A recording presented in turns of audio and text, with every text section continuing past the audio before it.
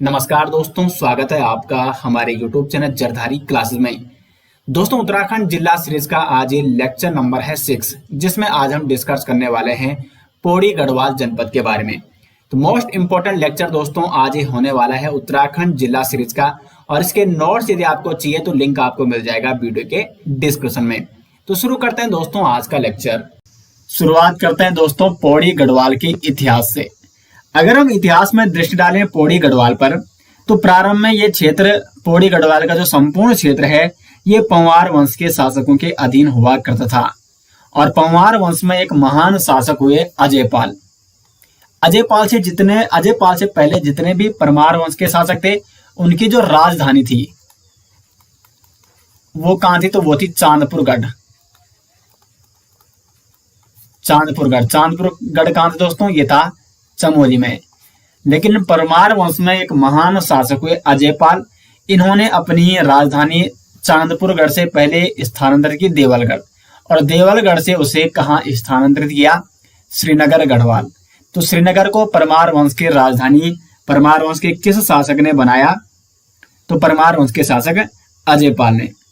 उसके बाद अजयपाल से लेकर प्रद्युम्न शाह तक, यानी 1804 तक परमार वंश की शासकों की राजधानी रही श्रीनगर गढ़वाल। उसके बाद दोस्तों यहाँ पे प्रद्युम्न शाह और गोरखाओं के मध्य युद्ध होता है 1804 में खुड़बुड़ा नामक मैदान पर। इस युद्ध में प्रद्युम्न शाह पराजित हो जाते हैं, शहीद हो जाते हैं, और उसके पश्चात यहाँ पे इस क्षेत्र पर, संपूर्ण क्षेत्र पर किसका अधिकार हो जाता है? गोरखाओं का अधिकार हो जाता है।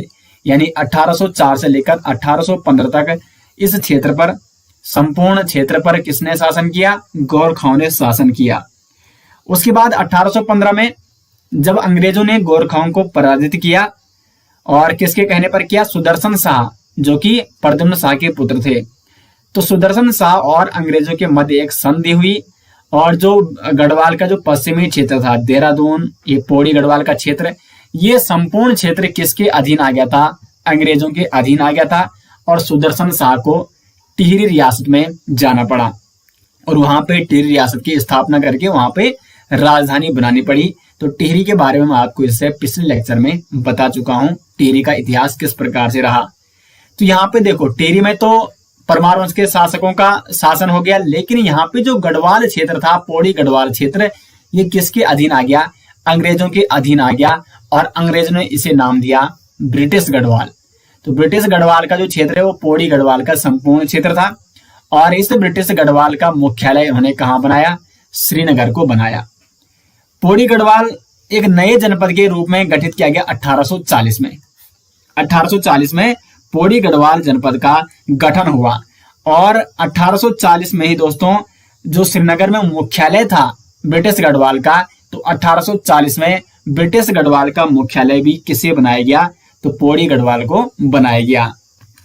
तो इस प्रकार से 1840 में गठन होता है पौड़ी गढ़वाल का। अंग्रेजों द्वारा पौड़ी गढ़वाल जनपद का गठन किया गया 1840 में।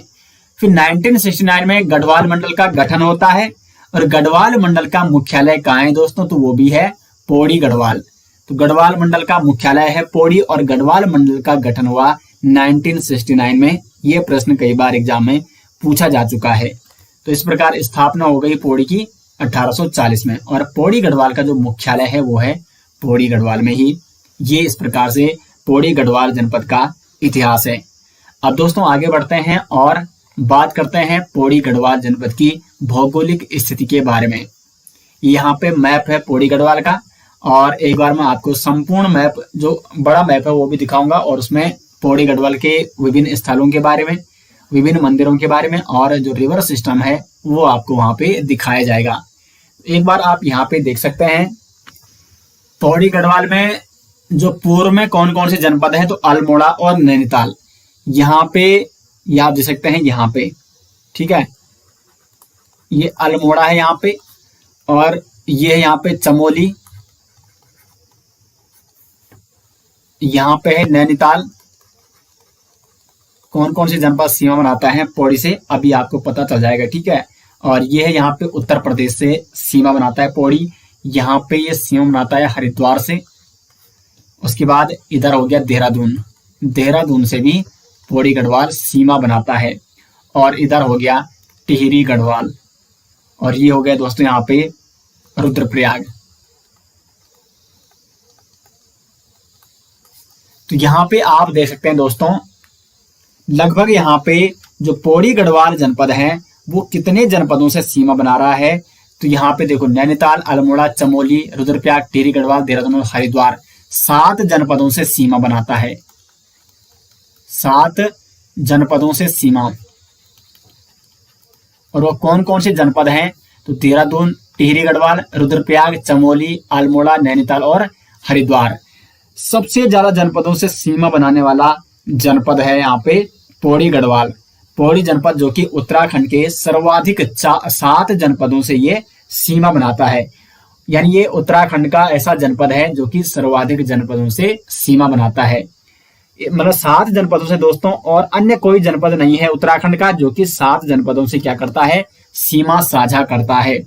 इसके पूर्व में अल्मोड़ा और नैनीताल है। यहाँ पे देखो अल्मोड़ा और नैनीताल। पश्चिम में हो गया हरिद्वार और देहरादून। उत्तर में है टिहरी, रुद्रप्रयाग और चमोली, जबकि दक्षिण में है उत्तर प्रदेश। और क्षेत्रफल इसका 5329 वर्ग किलोमीटर। और आपको ये महत्वपूर्ण इंपॉर्टेंट फैक्ट नोट करना है कि पौड़ी जनपद उत्तराखंड के 7 जनपदों से, यानी सर्वाधिक 7 जनपदों से सीमा बनाता है। अब अगर हम राष्ट्रीय राजमार्ग की बात करें तो राष्ट्रीय राजमार्ग, 2 राष्ट्रीय राजमार्ग यहां से गुजरते हैं, NH 534 और NH 309। NH 534 जो कि मेरठ से होते हुए, बिजनौर होते हुए नजीबाबाद, कोटद्वार और पौड़ी गढ़वाल पहुंचता है।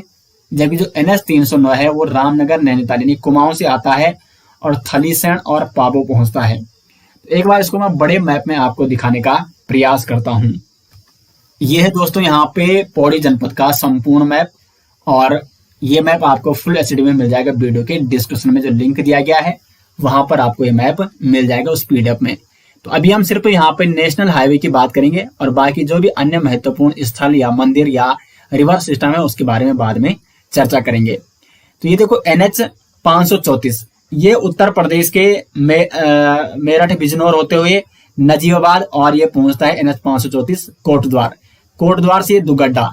अब देखो कई बार एग्जाम में प्रश्न क्या बनता है कि NH 534 पर पौड़ी गढ़वाल के कौन कौन से शहर स्थित हैं। कोटद्वार हो गया, दुगड्डा हो गया। फिर ये 534 आगे बढ़ता है सतपुली होते हुए, और ये आपका पहुंच जाता है यहां पर इस प्रकार, ठीक है। और पौड़ी से कुछ ही आगे इस पर कौन राष्ट्रीय राजमार्ग मिल रहा है, तो NH, यहाँ पे देखो, यहाँ पे जो ये राष्ट्रीय राजमार्ग आ रहा है, कुल मिला के ये आगे बढ़ता है पौड़ी से होते हुए श्रीनगर, और श्रीनगर से होते हुए ये इस प्रकार NH किस पे मिल जाता है, 7 पे मिल जाता है। और NH 7 तो आप सभी जानते हैं वो कहां जा रहा है, चमोली जा रहा है। एक तो राष्ट्रीय राजमार्ग ये है 534 कोटद्वार, दुगड्डा, सतपुली होते हुए फिर पौड़ी से होते हुए श्रीनगर तक। जबकि जो दूसरा राष्ट्रीय राजमार्ग है दोस्तों वो है NH 309। तो NH जो 309 है ये कहां से आ रहा है, ये आपका रामनगर, नैनीताल होते हुए, और फिर ये आता है थलीसैंण, ठीक है। और फिर ये आगे बढ़ता है, यहाँ पे देखिए थलीसैंण, चौबट्टा खाल भी इसी के निकट है। तो थलीसैंण से होते हुए आगे बढ़ता है, और ये यहाँ पे पाबो नामक स्थान से होते हुए, और फिर इस प्रकार से इस 534 पर मिल जाता है। तो 2 महत्वपूर्ण राष्ट्रीय राजमार्ग जो कि पौड़ी गढ़वाल से गुजरते हैं, NH 534 यह यहाँ पे, और NH 309 जो कि इस प्रकार से यहाँ पे दर्शाया गया है।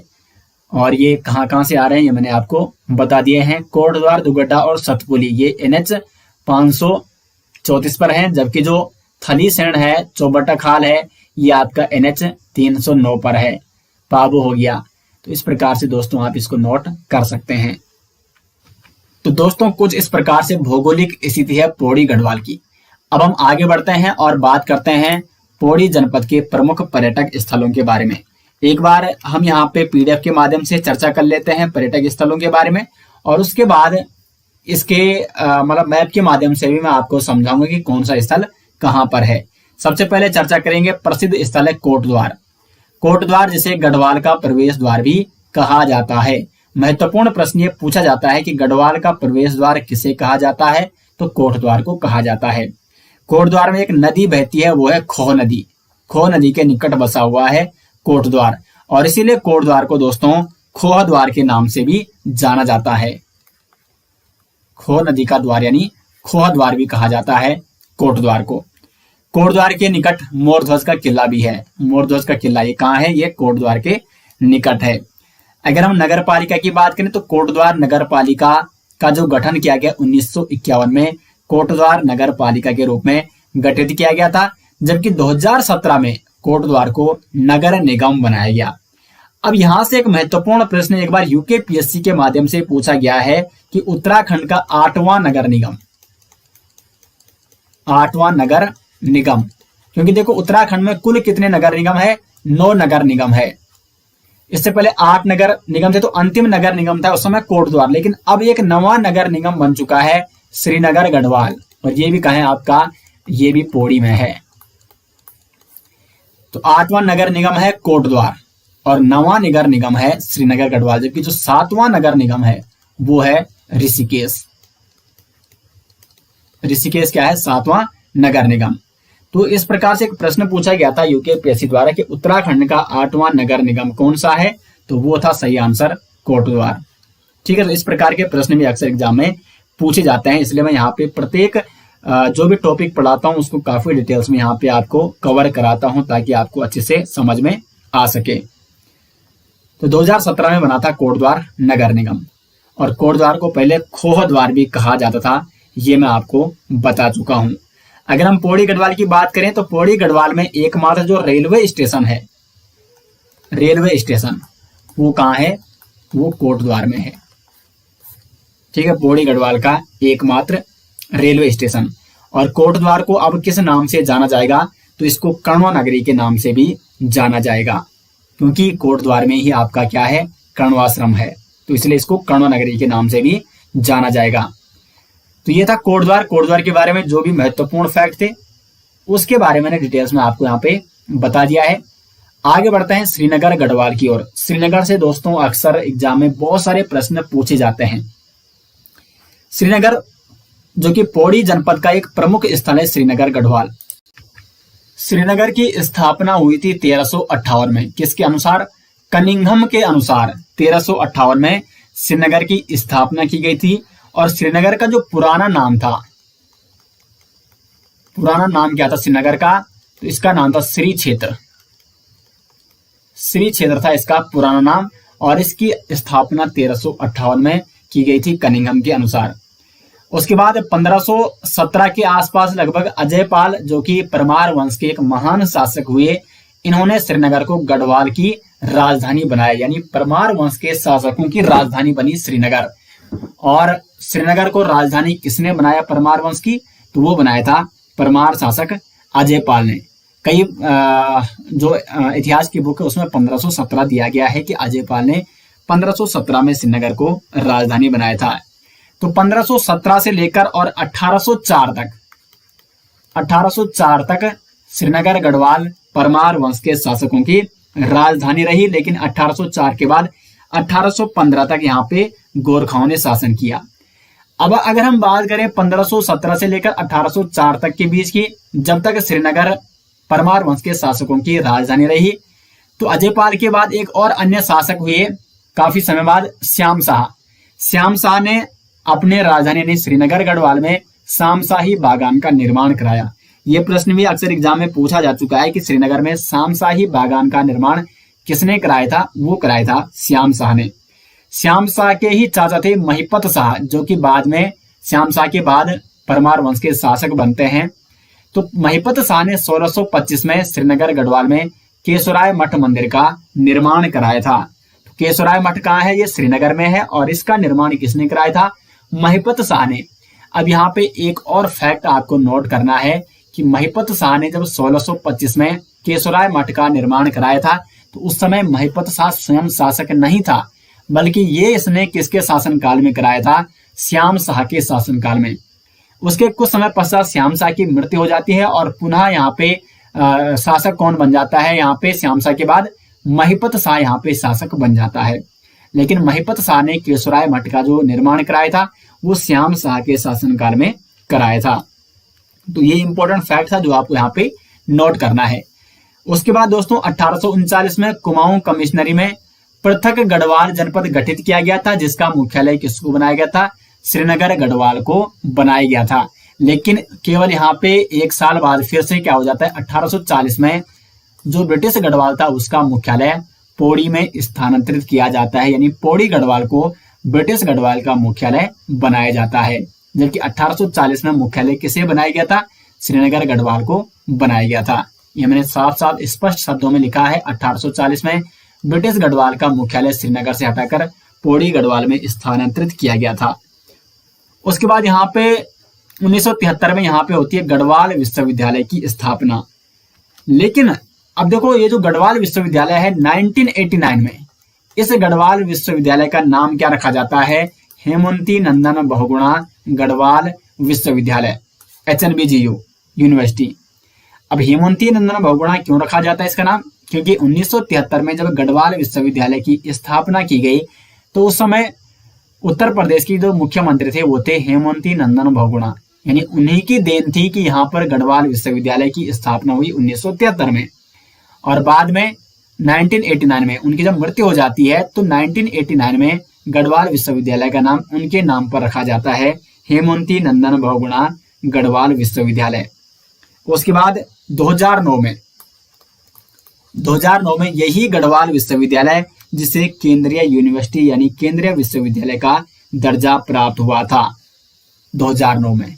ठीक है, देखो 1973 में गढ़वाल विश्वविद्यालय की स्थापना हुई, 1989 में इसका नाम HNBGU यानी हेमवती नंदन बहुगुणा गढ़वाल विश्वविद्यालय किया गया और 2009 में इसे केंद्रीय विश्वविद्यालय का दर्जा प्राप्त हुआ। और 2009 में ही दोस्तों श्रीनगर के सुमाड़ी में NIT यानी नेशनल इंस्टीट्यूट ऑफ टेक्नोलॉजी की भी स्थापना की गई। श्रीनगर में NIT यानी नेशनल इंस्टीट्यूट ऑफ टेक्नोलॉजी की स्थापना कब की गई थी? तो वो भी 2009 में ही की गई थी। उसके बाद श्रीयंत्र टापू कहाँ है? तो ये आपका श्रीनगर में स्थित है। कमलेश्वर मंदिर ये भी आपका श्रीनगर में है। और मौलाराम चित्र संग्रहालय ये भी कहाँ है? तो ये भी आपका श्रीनगर गढ़वाल में है। उच्च स्तरीय पौध शोध संस्थान ये भी आपका श्रीनगर गढ़वाल में स्थित है। और श्रीनगर गढ़वाल जो कि अब नवा नगर निगम बन चुका है, तो इसको नवे नगर निगम के रूप में दर्जा कब दिया गया? तो 31 दिसंबर 2021 को, डेट इंपॉर्टेंट है आपको नोट करनी है, 31 दिसंबर 2021 को श्रीनगर गढ़वाल को उत्तराखंड का नवा नगर निगम बनाया गया। उत्तराखंड का जो प्रथम नगर निगम है वो है देहरादून, जबकि उत्तराखंड का जो अंतिम यानी अभी नवा नगर निगम है वो है श्रीनगर गढ़वाल, क्योंकि केवल वर्तमान में अभी 9 नगर निगम है उत्तराखंड में। आगे अगर कोई संख्या बढ़ती है तो आपको अपडेट कर दिया जाएगा। तो ये इस प्रकार से दोस्तों श्रीनगर के बारे में आपको कंप्लीट जानकारी दे दी है, जहां से भी प्रश्न बन सकते हैं। श्रीनगर से अब आपको कोई भी प्रश्न नहीं छूट सकता है। नेक्स्ट जो स्थल है वो है कण्वाश्रम। कण्वाश्रम कहाँ है? तो ये कोटद्वार से लगभग 14 किलोमीटर दूर है कण्वाश्रम। कण्वाश्रम हेमकूट और मणिकूट पर्वतों के मध्य बसा हुआ है। हेमकूट और मणिकूट पर्वतों के मध्य बसा हुआ है कण्वाश्रम। ये किस नदी के तट पर है? तो मालिनी नदी के तट पर है कण्वाश्रम। और कण्वाश्रम में महाकवि कालिदास ने अभिज्ञान शाकुंतलम की रचना की थी। अभिज्ञान शाकुंतलम जिसमें दुष्यंत और शकुंतला का प्रणय या प्रेम प्रसंग उससे संबंधित है, अभिज्ञान शाकुंतलम। और जो ये कण्वाश्रम है इससे दुष्यंत और शकुंतला का प्रेम प्रणय जुड़ा हुआ है। और ऐसा माना जाता है कि यहीं पर कण्वा ऋषि के आश्रम पे शकुंतला रहती थी और यहीं पर दुष्यंत और शकुंतला का पुत्र राजा भरत का जन्म भी यहीं पर हुआ था। और कण्वाश्रम का जो वर्तमान नाम है वो है चौका घाट। तो ये महत्वपूर्ण फैक्ट है।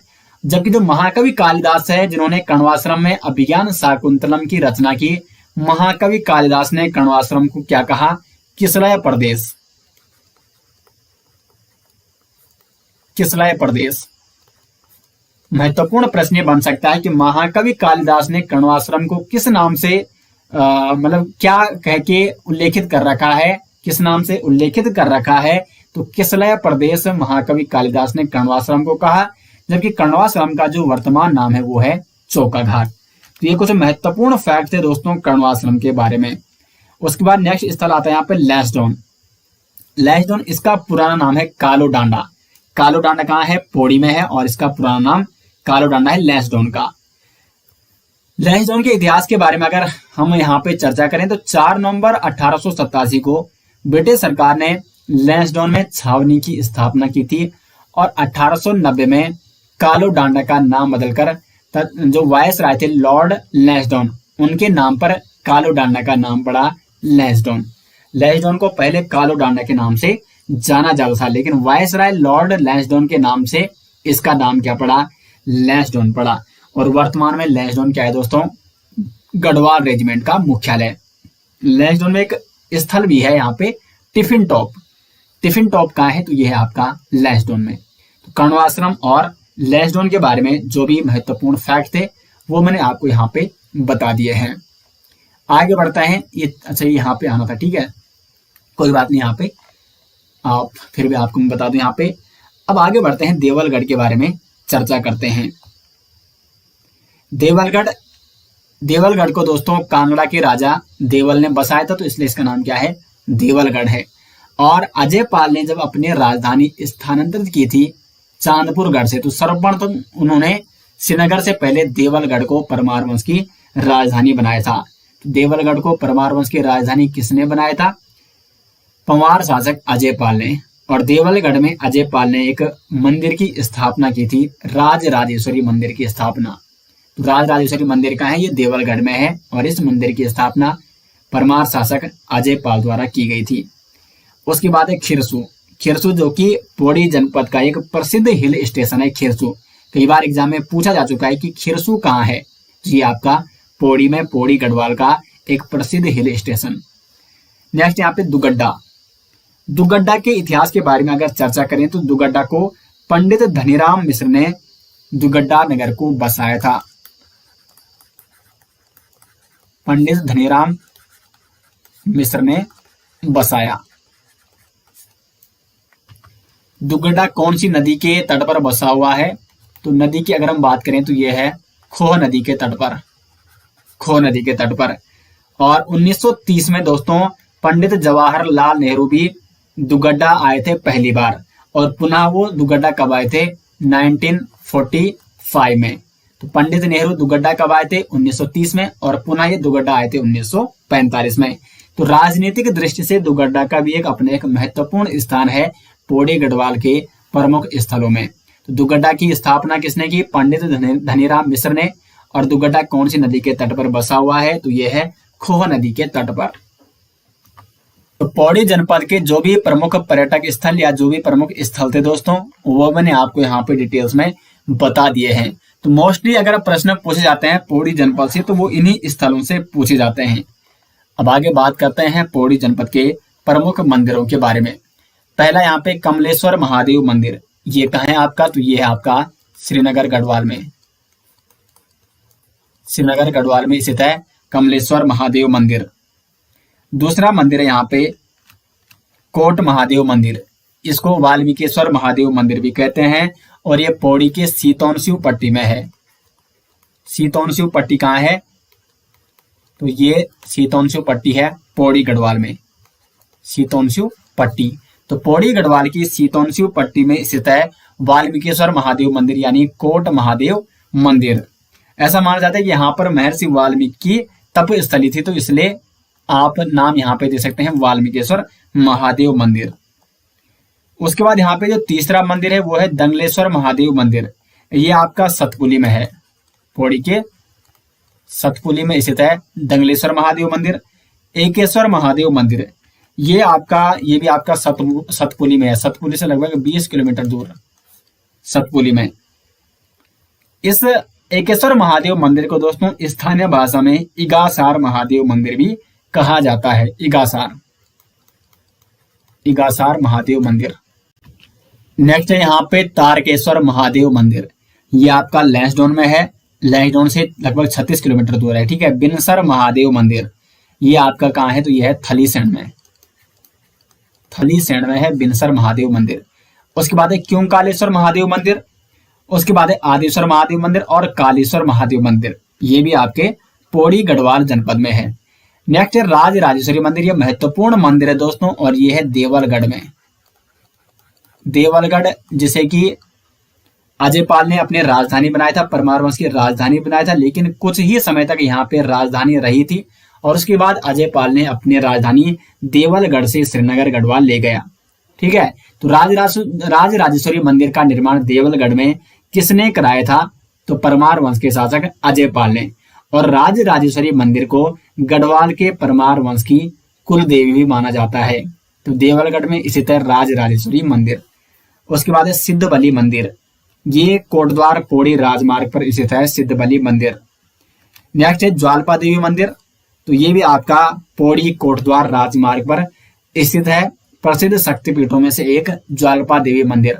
और धारी देवी मंदिर, धारी देवी मंदिर जो कि श्रीनगर से लगभग 14 किलोमीटर दूर स्थित है और यह है अलकनंदा नदी के तट पर, अलकनंदा के तट पर। और अगर हम स्थान की बात करें तो ये किस स्थान पर है? तो यह है कलियासोड़ नामक स्थान पर,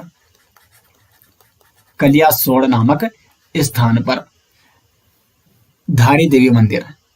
तो यहाँ पे देखो धारी देवी मंदिर के बारे में अगर आपको डिटेल्स जानना है तो इस पर मैंने एक स्पेशल वीडियो बना रखी है, आप सर्च कीजिए धारी देवी मंदिर, भाई जरदारी क्लासेस सबसे ऊपर आ जाएगी। तो धारी देवी मंदिर के इतिहास के बारे में कंप्लीट जानकारी उसमें दी गई है।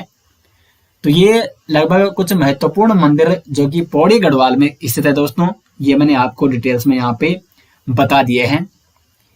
अब हम आगे बढ़ते हैं और बात करते हैं पौड़ी जनपद के प्रसिद्ध मेले कौन कौन से हैं, और उसके बाद एक बार हम मैप देखेंगे डिटेल्स में पौड़ी जनपद का, उसमें देखेंगे प्रमुख स्थल, प्रमुख मंदिर और रिवर सिस्टम। वहीं से हम यहाँ पे देखने का प्रयास करेंगे पौड़ी जनपद के मैप से। तो पहले हम एक बार प्रसिद्ध मेले देख लेते हैं। पहला मेला है बैकुंठ चतुर्दशी मेला। बैकुंठ चतुर्दशी मेला दोस्तों आयोजित किया जाता है श्रीनगर में, श्रीनगर गढ़वाल में ये आयोजित किया जाता है और प्रतिवर्ष ये बैकुंठ चतुर्दशी मेला लगता है श्रीनगर में। इसका जो प्रथम दिन, ये शुरुआत कहां से होती है? कमलेश्वर मंदिर से। कमलेश्वर मंदिर क्यों प्रसिद्ध है? तो यहाँ पर जो दंपति जिनकी संतान नहीं होती है तो दंपति यहाँ पे रात भर हाथ में दिया लिए संतान प्राप्ति हेतु पूजा अर्चना करते हैं कमलेश्वर मंदिर में, जिस दिन बैकुंठ चतुर्दशी मेले की शुरुआत होती है। इस मंदिर में ऐसा माना जाता है कमलेश्वर मंदिर में कि यहाँ पर भगवान राम ने रावण को मारने के बाद पूजा भी की थी भगवान शिव की। तो बैकुंठ चतुर्दशी मेला ये श्रीनगर गढ़वाल का एक प्रसिद्ध मेला है। दूसरा है गिंदी मेला, या इसको गेंदी मेला भी कहते हैं। ये मेला मकर संक्रांति के अवसर पर पौड़ी जनपद के यमकेश्वर ब्लॉक में आयोजित किया जाता है।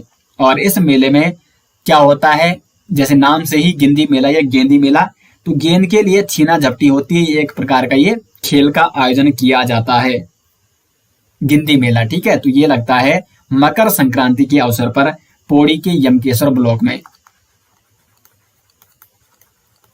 यमकेश्वर ब्लॉक में। उसके बाद है दनगल मेला। दनगल मेला ये सतपुली के पास जो दनगल का शिव मंदिर है वहां पर प्रतिवर्ष महाशिवरात्रि को आयोजित किया जाता है सतपुली में।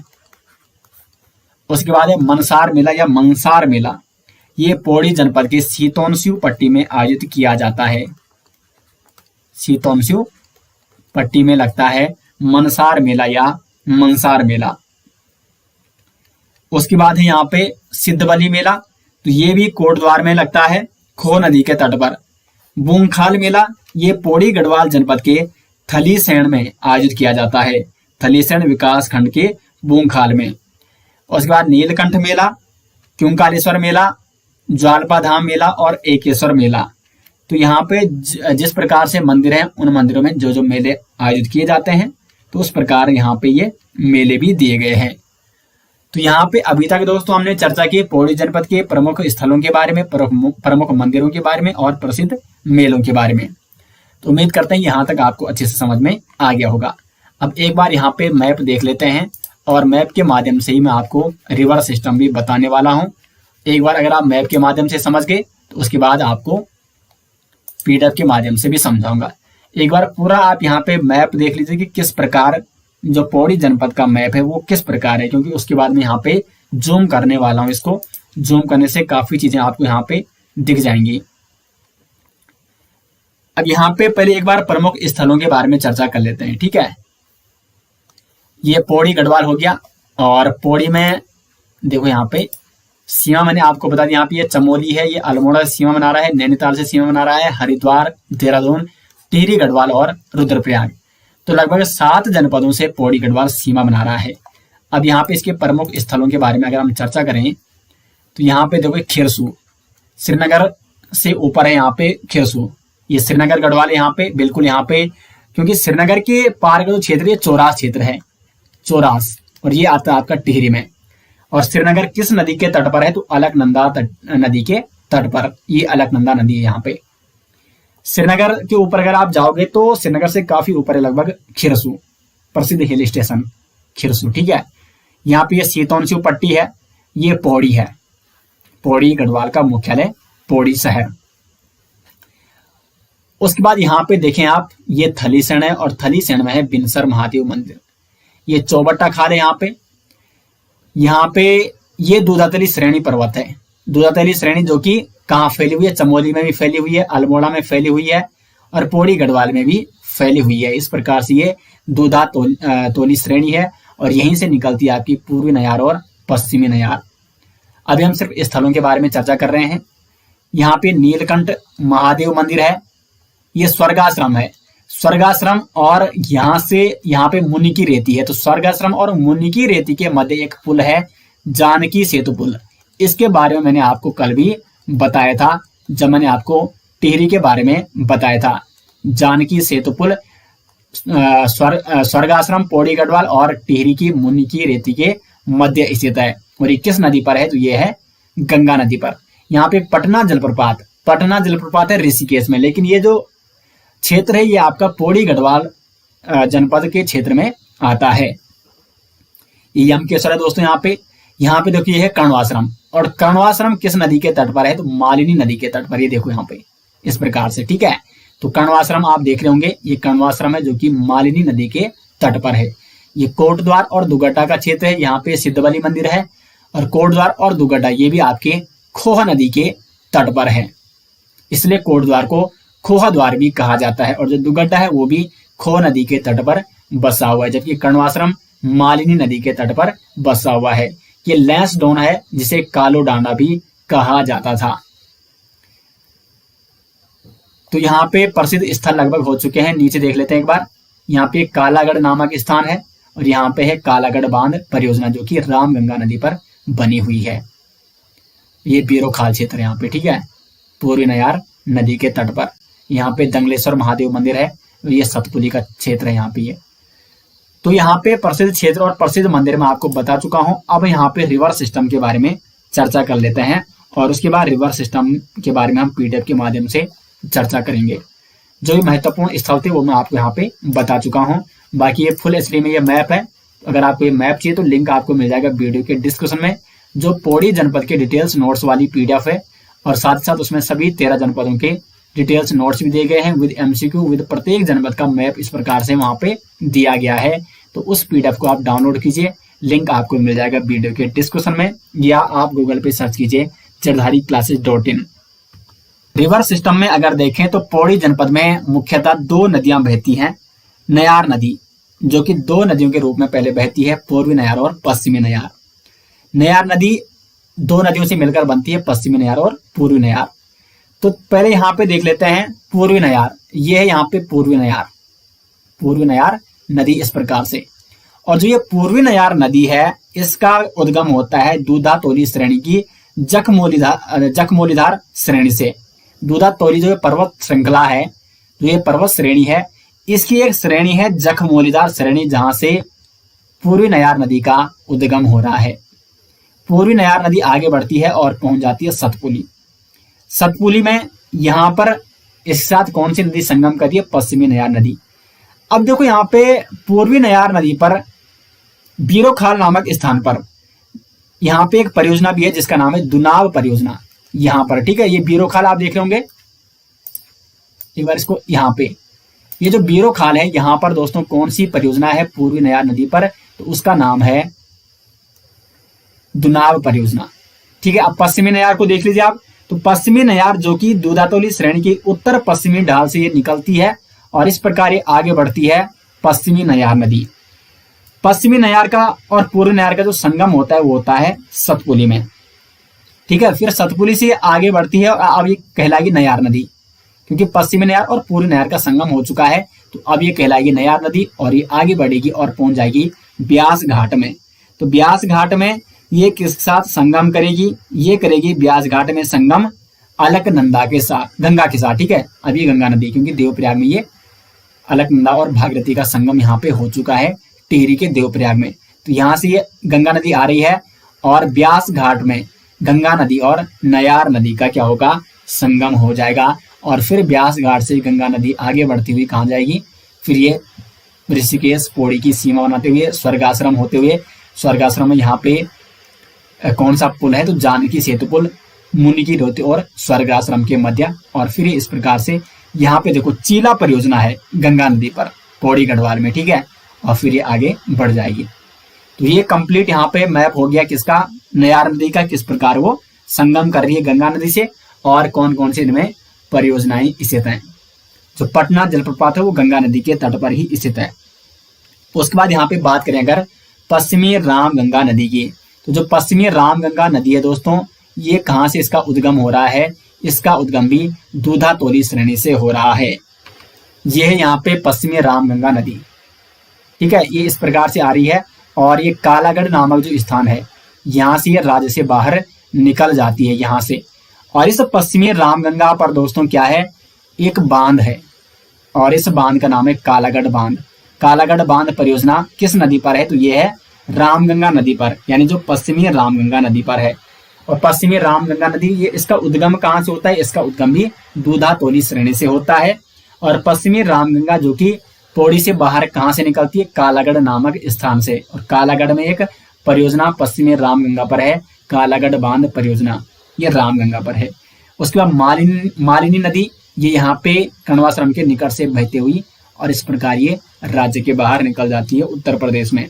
खोह नदी, तो खोह नदी कहाँ से आ रही है? खोह नदी प्रारंभ में दो नदियों लंगूरगाड़ और सिलगाड़ से मिलकर बनती है और ये दोनों नदी दुगड्डा में संगम करती है और दुगड्डा से आगे इस नदी को कहा जाता है खोह नदी। तो दुगड्डा खोह नदी के तट पर बसा हुआ है और फिर ये खोह नदी आगे बढ़ती है कोटद्वार के निकट से बहती हुई और फिर ये उत्तर प्रदेश के धामपुर में पश्चिमी रामगंगा से संगम करती है। पश्चिमी रामगंगा से संगम करेगी खोह नदी। ठीक है, तो इस प्रकार दोस्तों आप यहाँ पे समझ गए होंगे। अब हम यहाँ पे बात करेंगे प्रमुख परियोजनाओं के बारे में। ठीक है, रिवर सिस्टम मैंने आपको कंप्लीट यहाँ पे दोस्तों समझा दिया है मैप के माध्यम से। एक बार पीडीएफ के माध्यम से देखें। नयार नदी दो नदियों से मिलकर बनती है, पूर्वी नयार और पश्चिमी नयार। पूर्वी नयार और पश्चिमी नयार, इन दोनों का संगम कहाँ पर होता है? तो इन दोनों का संगम होता है दोस्तों सतपुली में। सतपुली में, और सतपुली से आगे ये नयार नदी के नाम से जान जाती है। फिर नयार नदी गंगा से कहाँ पर संगम करती है? ब्यास घाट में। ब्यास घाट में ये गंगा नदी से संगम करती है। दूसरी जो नदी है वो है पश्चिमी रामगंगा, जो कि दूधातोली श्रेणी से निकलती है और कालागढ़ नामक स्थान पर ये राज्य से बाहर निकल जाती है और इस पर एक परियोजना भी है जिसका नाम है कालागढ़ बांध परियोजना। तीसरी है मालिनी नदी, जो कि कण्वाश्रम के निकट से बहती है, और खोह नदी जो कि दुगड्डा से होते हुए कोटद्वार से होते हुए फिर ये उत्तर प्रदेश के धामपुर में किसे संगम करेगी? पश्चिमी रामगंगा से। तो ये तो रिवर सिस्टम हो गया, मैप के माध्यम से मैंने आपको अच्छे से समझा दिया है। अब बात करते हैं पौड़ी जनपद की प्रमुख जल विद्युत परियोजनाएं। तो चीला परियोजना मैंने मैप में बताया था आपको, गंगा नदी पर है। ये है यहाँ पे चीला परियोजना, ये गंगा नदी है और यहाँ पे चीला परियोजना है। श्रीनगर जल विद्युत परियोजना वो है अलकनंदा नदी पर। जो श्रीनगर का ये है यहाँ पे, ये अलकनंदा नदी आ रही है, तो यहाँ पर श्रीनगर जल विद्युत परियोजना है अलकनंदा नदी पर। उत्यांशु बांध परियोजना ये भी अलकनंदा पर है। कालागढ़ बांध परियोजना पश्चिमी रामगंगा पर है। दुजाऊ परियोजना है पश्चिमी नयार पर, जबकि दुनाव परियोजना है पूर्वी नयार पर। तो ये 6 महत्वपूर्ण परियोजनाएं हैं जो कि पौड़ी गढ़वाल में स्थित है। महत्वपूर्ण है सभी की सभी, आपको डिटेल्स में मैंने आपको बता दी है कौन सी परियोजना किस नदी पर है। जलप्रपात की अगर बात करें दोस्तों, जलप्रपात तो कौन कौन से जलप्रपात हैं? एक तो पटना जलप्रपात है, ठीक है। अब पटना जलप्रपात आपको कई जगह दिखेगा, ये कहां पर है? ये आपको ऋषिकेश में दिखेगा। तो अगर ऋषिकेश आता है ऑप्शन तब तो ठीक है, तब तो कोई दिक्कत नहीं है, पटना जलप्रपात ऋषिकेश में है। लेकिन अगर जनपद पूछा गया है तो ऋषिकेश जो क्षेत्र है दोस्तों वो 3 जनपदों में आता है। ऋषिकेश का कुछ क्षेत्र देहरादून में आता है, कुछ क्षेत्र टिहरी में आता है और कुछ क्षेत्र आता है पौड़ी में। तो जो ये पटना जलप्रपात है, अगर आप इसको मैप में देखेंगे तो यहाँ पर इस प्रकार से ये बिल्कुल गंगा नदी के इस ओर है। तो ये जो गंगा नदी का ये वाला क्षेत्र है, ये बायां क्षेत्र, ये क्षेत्र है पौड़ी का, और यही इसी बाएं गंगा नदी के बाईं ओर है पटना जलप्रपात, यानी ये पौड़ी गढ़वाल में स्थित है पटना जलप्रपात, ये है यहाँ पर, ठीक है। ये इस प्रकार से पूरा आपको देखने को मिल जाएगा मैप में। कुंड की बात करें तो एकमात्र कुंड है जो पौड़ी में वो है ताराकुंड। ताराकुंड कहाँ है? ये पौड़ी गढ़वाल में है। और पटना जलप्रपात कहाँ है? तो पौड़ी गढ़वाल में है, ऋषिकेश में, ठीक है। वन्यजीव विहार की बात करें तो सोना नदी वन्यजीव विहार है पौड़ी में, जिसकी स्थापना हुई थी 1987 में और ये पौड़ी गढ़वाल में स्थित है। इसका क्षेत्रफल है 301 वर्ग किलोमीटर और यहाँ पर जो प्रमुख जीव पाए जाते हैं हाथी, शेर, गुलदार, सांभर, सियार, अजगर और हॉर्नबिल, ये कुछ प्रमुख वन्यजीव पाए जाते हैं सोना नदी वन्यजीव विहार में। सोना नदी वन्यजीव विहार 1987 में इसकी स्थापना होती है और ये पौड़ी गढ़वाल में स्थित है। अब दोस्तों बढ़ते हैं आगे और बात करते हैं पौड़ी गढ़वाल में स्थित प्रमुख संस्थानों के बारे में। तो पहला जो संस्थान है यहाँ पे वो है वीर चंद्र सिंह गढ़वाली औद्यानिक एवं वानिकी विश्वविद्यालय। ये है आपका भरसाड़ पौड़ी में और इसकी स्थापना हुई थी 2011 में। वीर चंद्र सिंह गढ़वाली औद्यानिक वानिकी विश्वविद्यालय 2011 में स्थापित है और ये स्थित है भरसाड़ पौड़ी में। दूसरा है हेमंती नंदन बहुगुणा गढ़वाल विश्वविद्यालय। इसकी स्थापना होती है 1973 में। 1973 में जब इसकी स्थापना होती है, लेकिन फिर 1989 में इसका नाम रखा जाता है गढ़वाल विश्वविद्यालय से इसका नाम परिवर्तित करके रखा जाता है हेमंती नंदन बहुगुणा गढ़वाल विश्वविद्यालय। फिर 2009 में गढ़वाल विश्वविद्यालय को केंद्रीय विश्वविद्यालय की दर्जा भी दिया गया था। इस केंद्रीय विश्वविद्यालय के 3 कैंपस हैं। एक है बिरला कैंपस, ये श्रीनगर में है, बिरला कैंपस ये श्रीनगर में। उसके बाद है बीजीआर कैंपस, ये कहाँ है? ये पौड़ी में है। और एसआरटी स्वामी राम तीर्थ कैंपस ये है आपका टिहरी में, टिहरी गढ़वाल, ये पौड़ी गढ़वाल में और ये है आपका श्रीनगर में जहां पर केंद्रीय विश्वविद्यालय है। तो हेमंती नंदन बहुगुणा जिसकी स्थापना 1973 में होती है और ये 2009 में से केंद्रीय विश्वविद्यालय का दर्जा दिया गया। उसके बाद है गोविंद वल्लभ पंत इंजीनियरिंग कॉलेज, ये घोड़दौड़ी पौड़ी में है। नेक्स्ट है वीर चंद्र सिंह गढ़वाली राजकीय मेडिकल कॉलेज, ये आपका श्रीनगर गढ़वाल में है। उसके बाद है राष्ट्रीय प्रौद्योगिकी संस्थान यानी NIT national institute of technology, ये भी श्रीनगर गढ़वाल के सुमाड़ी में स्थित है जिसकी स्थापना 2009 में की गई थी। नेक्स्ट है higher altitude plant physiology research centre यानी HAPPRC, इसकी स्थापना 1979 में की गई थी श्रीनगर गढ़वाल में। और इसका उद्देश्य क्या है? जैसे नाम से ये हायर एल्टीट्यूड प्लांट यानी जो उच्च स्थलीय पौधे हैं, ऊंचाई पर पाए जाने वाले पौधों में उनके अनुकूलन के आधार पर रिसर्च करना और जो लुप्त प्राय प्रजाति है जो कि उच्च स्थलीय पौधे हैं, जो लुप्त प्राय पौधे हैं उनको संरक्षित करना। नेक्स्ट है उच्च स्थलीय पौध शोध संस्थान, ये भी आपका कहाँ है? श्रीनगर गढ़वाल में। अब यहाँ पे मैं कुछ आपको संग्रहालय बताता हूँ कि संग्रहालय कौन कौन से हैं पौड़ी गढ़वाल जनपद में। एक है मोलाराम चित्र संग्रहालय, मोलाराम चित्र संग्रहालय, ये भी आपका पौड़ी गढ़वाल में है। दूसरा है दरबान सिंह संग्रहालय, दरबान सिंह संग्रहालय। और तीसरा जो संग्रहालय है वो है हेमंती नंदन बहुगुणा राजकीय संग्रहालय यानी HNB हेमंती नंदन बहुगुणा राजकीय संग्रहालय, ये बुघानी पौड़ी गढ़वाल में है, ठीक है, बुघानी पौड़ी गढ़वाल में। मोलाराम चित्र संग्रहालय ये आपका श्रीनगर में है। और जो दरबान सिंह संग्रहालय ये आपका लैंसडाउन में है, जबकि जो एचएनबी राजकीय संग्रहालय ये आपका बुघानी पौड़ी गढ़वाल में है। तो प्रमुख संग्रहालय और प्रमुख संस्थान जो भी थे वो मैंने आपको यहाँ पे बता दिए हैं। अब दोस्तों आगे बढ़ते हैं और बात करते हैं पौड़ी गढ़वाल से संबंधित प्रमुख व्यक्ति कौन कौन से हैं। तो सबसे पहले नाम आता है चंद्र सिंह गढ़वाली जी का। चंद्र सिंह गढ़वाली, इनका जन्म होता है 25 दिसंबर 1891 को पौड़ी गढ़वाल में। इनके पिता का नाम था जलोद सिंह भंडारी। चंद्र सिंह गढ़वाली जो कि 1914 में सेना में भर्ती होते हैं। उस समय ब्रिटिशों का शासन हुआ करता था, तो ब्रिटिश सेना में ये भर्ती हो जाते हैं 1914 में। 1915 में प्रथम विश्व युद्ध के दौरान इन्हें फ्रांस भेजा जाता है और वहां पर ये युद्ध करने जाते हैं। और 1917 में ये वीरचंद सिंह गढ़वाली जी अंग्रेजों की ओर से मेसोपोटामिया युद्ध में भाग लेते हैं। कब लेते हैं? 1917 में। उसके बाद 1918 में ये बगदाद की लड़ाई में भाग लेते हैं। और इनकी लाइफ की जो महत्वपूर्ण घटना थी वो थी पेशावर कांड 23 अप्रैल 1930 को, जो कि ब्रिटिश सेना के एक सिपाही थे। लेकिन 23 अप्रैल 1930 को एक घटना घटती है जिसे पेशावर कांड के नाम से जाना जाता है। हुआ क्या था इस घटना में? इस घटना में जो निहत्थे अफगान थे, अफगान पठान, वो यहाँ पे क्या कर रहे थे? आंदोलन कर रहे थे, प्रदर्शन कर रहे थे। तो इनके जो कैप्टन थे रिकेट उस समय, तो इन्होंने वीरचंद सिंह गढ़वाली और जो इनकी मतलब बटालियन थी उसको गोली चलाने का आदेश दे दिया। लेकिन वीरचंद सिंह गढ़वाली ने निहत्थे अफगान पठानों पर गोली चलाने से इनकार कर दिया। इसके बाद होता क्या है, क्योंकि सेना का अगर आदेश कोई नहीं मानता है तो क्या होता है आप सभी जानते हैं। चंद्र सिंह गढ़वाली पर भी राजद्रोह का मुकदमा चलाया गया और इनकी केस की पैरवी किसके द्वारा की गई थी? तो ये नाम महत्वपूर्ण है, बैरिस्टर मुकंदी लाल।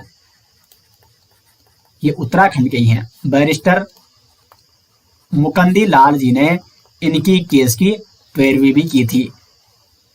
किसके केस की? वीरचंद्र सिंह गढ़वाली जी की। उसके बाद 1930 में पेशावर कांड के बाद इन्हें 14 साल की कारावास के लिए एबटाबाद जेल भेजा जाता है और 26 सितंबर 1941 को 11 साल 63 माह 18 दिन की सजा पूरी करने के बाद इन्हें रिहा कर दिया जाता है।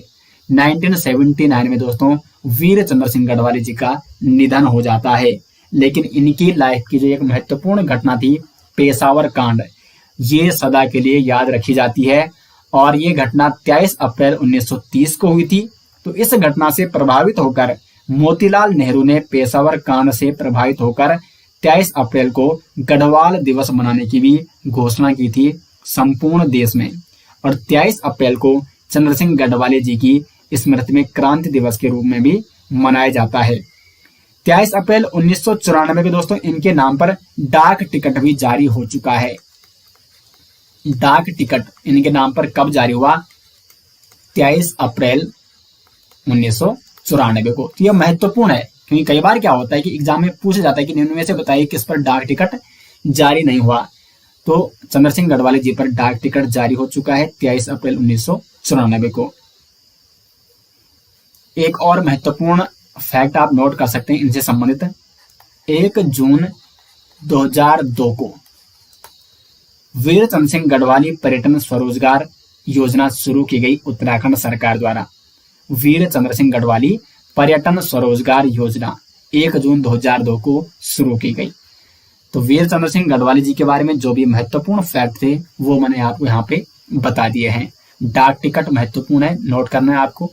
पेशावर कांड नामक घटना और 1 जून 2002 को जो कि एक योजना लागू की गई थी उत्तराखंड सरकार द्वारा, वीरचंद्र सिंह गढ़वाली पर्यटन स्वरोजगार योजना। उसके बाद आगे बढ़ते हैं और बात करते हैं हेमंती नंदन बहुगुणा जी के बारे में। हेमंती नंदन बहुगुणा, इनका जन्म 25 अप्रैल 1919 को बुधानी गांव पौड़ी गढ़वाल में होता है और इनका निधन हुआ 17 मार्च 1989 को अमेरिका में। इनके पिता का नाम था रेवती नंदन और इनकी माता का नाम था दीपा देवी। हेमंती नंदन बहुगुणा, इनको दोस्तों एक प्रखर राजनेता के रूप में आज भी याद रखा जाता है। 1942 के स्वतंत्रता आंदोलन में ये जुड़ गए थे और 1952 में सर्वप्रथम इन्हें विधानसभा सदस्य निर्वाचित किया जाता है। तो विधानसभा सदस्य सर्वप्रथम 1952 में निर्वाचित हुए थे। उसके बाद 8 नवंबर 1973 को ये उत्तर प्रदेश के मुख्यमंत्री बने थे और इनकी ही देन है गढ़वाल विश्वविद्यालय। गढ़वाल विश्वविद्यालय की स्थापना 1973 में हुई थी जब ये उत्तर प्रदेश के मुख्यमंत्री बने थे, इसलिए गढ़वाल विश्वविद्यालय का नाम क्या है, हेमंती नंदन बहुगुणा गढ़वाल विश्वविद्यालय है। उसके बाद 1977 में ये केंद्रीय मंत्रिमंडल में पेट्रोलियम, रसायन व उर्वरक मंत्री भी रह चुके हैं 1977 में। उसके बाद यहाँ पे होता क्या है दोस्तों कि लोकसभा चुनाव में 1977 की ये बात है कि लोकसभा चुनाव में कांग्रेस से इन्होंने बगावत की थी, ठीक है, और इन्होंने अलग से एक नई पार्टी का निर्माण किया था। पार्टी का नाम था कांग्रेस फॉर डेमोक्रेसी पार्टी। इसका निर्माण किसने कराया था, किसने किया था, हेमंती नंदन बहुगुणा जी ने। 1979 में ये केंद्रीय वित्त मंत्री भी रहे थे और 1984 में ये लोकदल की उम्मीदवार के रूप में इन्होंने अमिताभ बच्चन के विरुद्ध इन्होंने चुनाव लड़ा था, लेकिन उस चुनाव में दोस्तों लगभग ये 1,87,000 वोट से पराजित हो जाते हैं, यानी चुनाव हार जाते हैं अमिताभ बच्चन के सामने।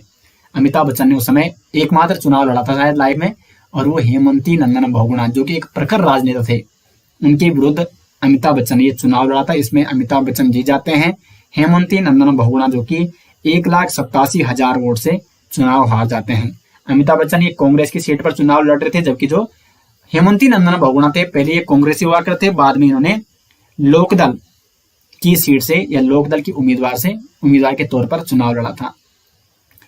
उसके बाद 17 मार्च 1989 में अमेरिका में इनका निधन हो जाता है लंबी सर्जरी के बाद। और इनका जैसे ही निधन होता है 1989 में, तो मार्च में इनका निधन हुआ और अप्रैल 1989 में गढ़वाल विश्वविद्यालय का नाम रखा जाता है हेमंती नंदन बहुगुणा गढ़वाल विश्वविद्यालय। तो ये थे हेमंती नंदन बहुगुणा जो एक प्रखर राजनेता थे उत्तराखंड के पौड़ी के। उसके बाद यहाँ पे तीलू रोतेली जिन्हें तिलोत्तमा देवी के नाम से भी जाना जाता है। इनका जन्म 8 अगस्त 1661 को हुआ था गुराड़ गांव पौड़ी गढ़वाल में। इनके पिता का नाम भूप सिंह था और माता का नाम था मृणावती रानी, और इनके भाई का नाम था भक्तू और पतवा। तीलू रोतेली जो कि ऐसा माना जाता है कि मात्र 15-20 वर्ष की आयु में लगातार 7 युद्ध लड़ने वाली एकमात्र वीरांगना होगी तीलू रोतेली।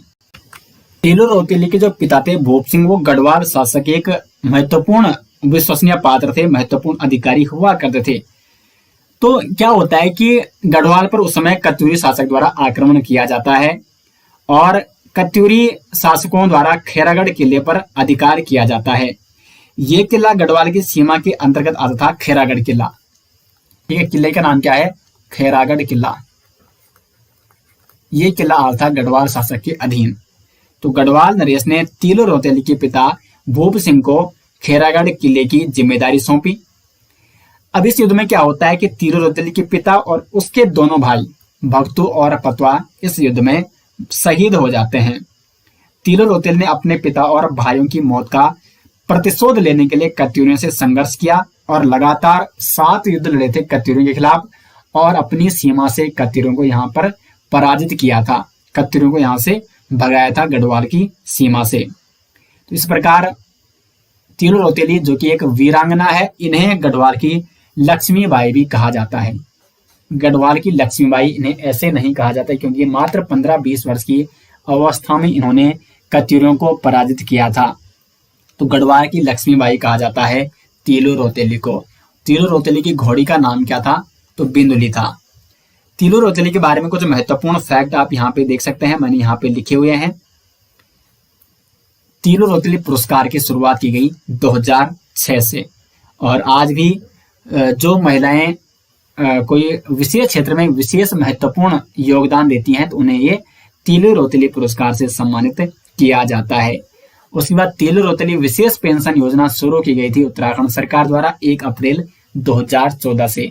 तो ये 2 महत्वपूर्ण फैक्ट थे जो कि महत्वपूर्ण है आपके एग्जाम की दृष्टि से। तो ये यहाँ पे दोस्तों आपको इस प्रकार से नोट करने हैं। प्रत्येक टॉपिक दोस्तों मैं आपको काफी डिटेल्स में यहाँ पे समझाने का प्रयास कर रहा हूं कहीं से भी आपका प्रश्न ना छूटे, इसलिए सभी टॉपिक में यहाँ पे इकट्ठा करके आपको यहाँ पे एक्सप्लेन करने का प्रयास करता हूं। इसके डिटेल्स नोट्स इस प्रकार से आपको वीडियो के डिस्क्रिप्शन में दिए गए हैं, तो वहां से आप इन्हें डाउनलोड कर सकते हैं।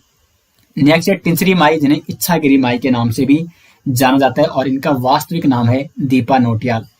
इनका जन्म 1917 में मंजूर गांव थलीसैंण पौड़ी गढ़वाल में हुआ था। इन्होंने उत्तराखंड में पाखंडी साधु और बाबों के खिलाफ मोर्चा खोला था और उत्तराखंड में नशा मुक्ति आंदोलन चलाया था, और इनका निधन हुआ था 17 जून 1993 को। तो टिंचरी माई किसे कहा जाता है या इच्छागिरी माई किसे कहा जाता है, तो दीपा नोटियाल इनका वास्तविक नाम था, और इन्हें टिंचरी माई या इच्छागिरी माई के नाम से जाना जाता है।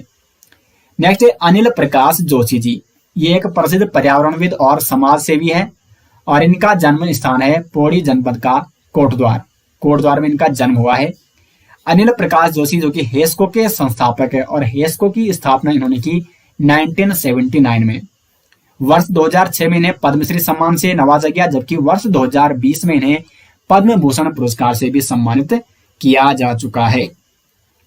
अनिल प्रकाश जोशी, ठीक है, एक प्रसिद्ध पर्यावरणविद और समाज सेवी। उसके बाद है यहाँ पे नेक्स्ट हर्षवंती बिष्ट। हर्षवंती बिष्ट का जन्म पौड़ी गढ़वाल के बीरोखाल में हुआ। हर्षवंती बिष्ट का एक पर्वतारोही है। 1981 में इन्होंने नंदा देवी पर्वत का सफल आरोहण किया था। 1981 में नंदा देवी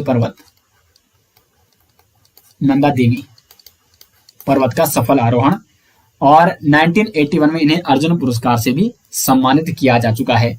1984 में ये एवरेस्ट दल की सदस्य भी रह चुकी हैं, और हाल ही में इन्हें यानी डॉक्टर हर्षवंती बिष्ट को IMF है, ठीक है, IMF की पहली महिला अध्यक्ष भी चुना गया है। IMF यानी इंडियन माउंटेनियरिंग फाउंडेशन, इंडियन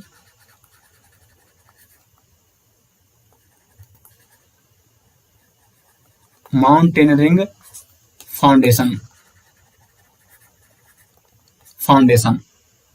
तो इसकी इन्हें पहली महिला अध्यक्ष भी चुना गया है। भारतीय पर्वतारोहण फाउंडेशन की पहली महिला अध्यक्ष किसे चुना गया है, डॉक्टर हर्षवंती बिष्ट जी को। ये एक पर्वतारोही है और इनका संबंध है पौड़ी गढ़वाल से।